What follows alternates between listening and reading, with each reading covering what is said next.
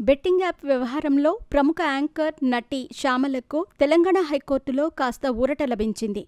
ఆమెను అరెస్టు చేయొద్దంటూ ఉన్నత న్యాయస్థానం పోలీసులను ఆదేశించింది. సోమవారం నుంచి పోలీసుల ఎదుట హాజరు కావాలని ఆదేశించింది.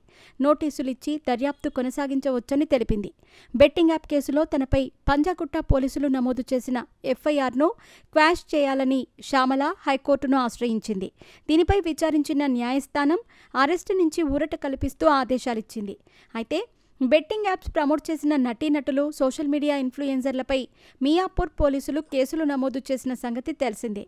సినీ ప్రముఖుల జాబితాలో రానా దగ్గుపాటి, విజయ్ దేవరకొండ, ప్రకాష్ రాజ్, మంచు లక్ష్మి, ప్రణీత, నిధి అగర్వాల్ ఉన్నారు. అటు సోషల్ మీడియా ఇన్ఫ్లుయెన్సర్లపైన కూడా కేసులు నమోదయ్యాయి.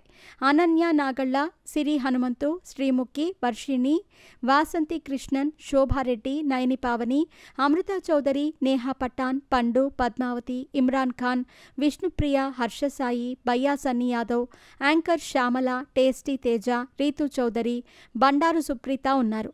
మియాపూర్ వాసి ప్రమోద్ శర్మ ఫిర్యాదు మేరకు పోలీసులు వీరిపై చర్యలు చేపట్టారు. మరోవైపు ఈ కేసుపై ప్రముఖ నటుడు రానా టీం స్పందించింది. బెట్టింగ్ యాప్స్నకు ఆయన ప్రచారం చేయటంపై వివరణ ఇచ్చింది.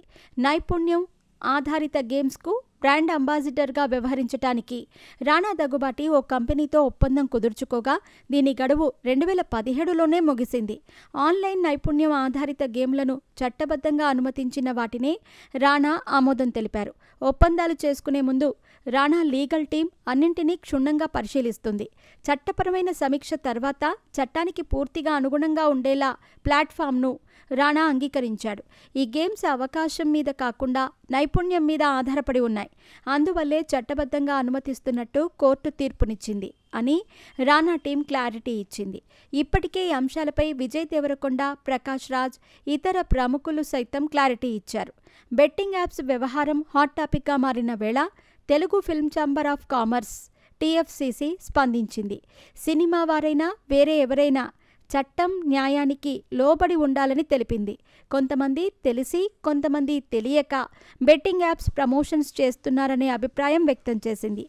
బెట్టింగ్ యాప్స్ వల్ల సమాజానికి చెడు జరుగుతుంటే అది ఖచ్చితంగా తప్పే. సంబంధిత యాప్స్ ప్రమోషన్స్ నిర్వహించే నటీనటులపై చర్యలు తీసుకోవాలని మాకు లేఖ రాస్తామని ఓ ప్రకటనలో పేర్కొంది.